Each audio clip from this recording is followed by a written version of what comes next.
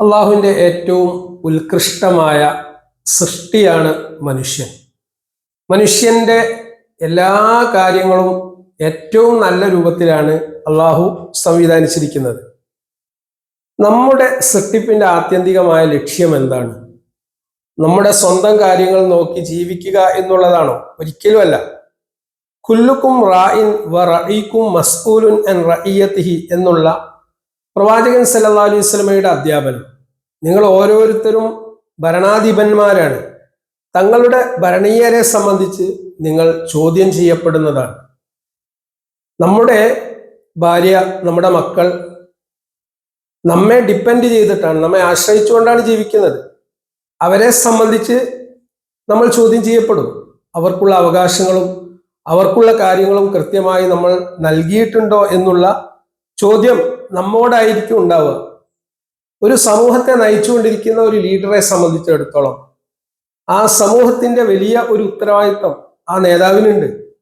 ആ സമൂഹത്തിന്റെ പൾസ് മനസ്സിലാക്കിക്കൊണ്ട് സമൂഹത്തെ ഏറ്റവും നല്ല പാതയിലേക്ക് കൈപിടിച്ച് കൊണ്ടുവരിക എന്നുള്ളത് അയാളുടെ ധാർമ്മികമായ ഉത്തരവാദിത്തമാണ്.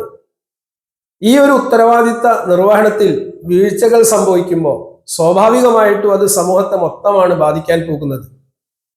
ഇവിടെ പ്രവാചകൻ സല്ലല്ലാഹു അലൈഹി വസല്ലമയുടെ അധ്യാപനത്തിൽ കാണാൻ സാധിക്കും, ജനങ്ങളുമായി ഇടപഴകി ജീവിക്കുന്ന ഒരു വിശ്വാസിയാണ് ജനങ്ങളുമായി ഇടപഴകാതെ ജീവിക്കുന്ന വിശ്വാസിയേക്കാൾ അള്ളാഹുവിന് ഏറ്റവും ഇഷ്ടപ്പെട്ടത്.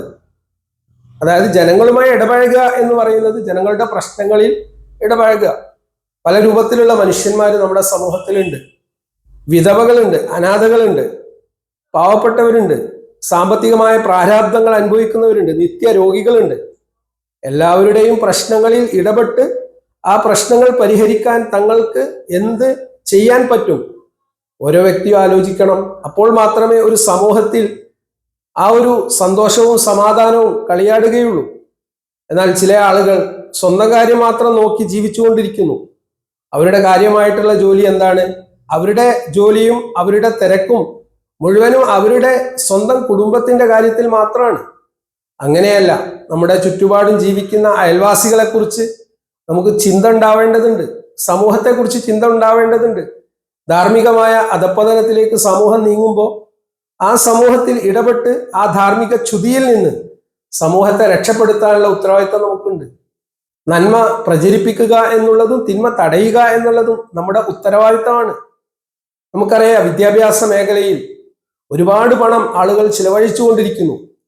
ശരിയായിട്ടുള്ള കോഴ്സ് ഏതാണ്? സ്ഥാപനം ഏതാണ്? നമ്മുടെ മക്കളെ എങ്ങനെയാണ് മാർഗനിർദ്ദേശം നൽകേണ്ടത്? ഇത്തരം മേഖലയിലൊക്കെ നമ്മുടെ ചിന്ത ഉണ്ടാവേണ്ടതുണ്ട്. എങ്കിൽ മാത്രമേ കുട്ടികൾക്ക് നല്ല വിദ്യാഭ്യാസം ഉണ്ടാവുള്ളൂ. ഭൗതിക വിദ്യാഭ്യാസത്തിന് വേണ്ടി നമ്മൾ ഒരുപാട് ശ്രമങ്ങൾ നടത്തുന്നു. എന്നാൽ ഒരു മനുഷ്യന്റെ ജീവിതത്തിൽ അടിസ്ഥാനപരമായി ഉണ്ടാവേണ്ട കാര്യം എന്താ? ധാർമ്മിക മൂല്യങ്ങളാണ്, മതവിദ്യാഭ്യാസമാണ്. മതമൂല്യം കാത്തു സൂക്ഷിക്കുന്ന ഘട്ടത്തിൽ മാത്രമേ ഒരു ഡോക്ടർക്ക് ഒരു രോഗിയോട് മാന്യമായി, അതായത് ഏറ്റവും നല്ല രൂപത്തിൽ ഒരു എമ്പതറ്റിക് അപ്രോച്ച്, സഹാനുഭൂതിയോടുകൂടി പ്രവർത്തിക്കാൻ സാധിക്കുകയുള്ളൂ. ഒരാളെ കേൾക്കാൻ പറ്റുള്ളൂ, ഒരാളുടെ പ്രശ്നങ്ങൾ പരിഹരിക്കാൻ പറ്റുള്ളൂ.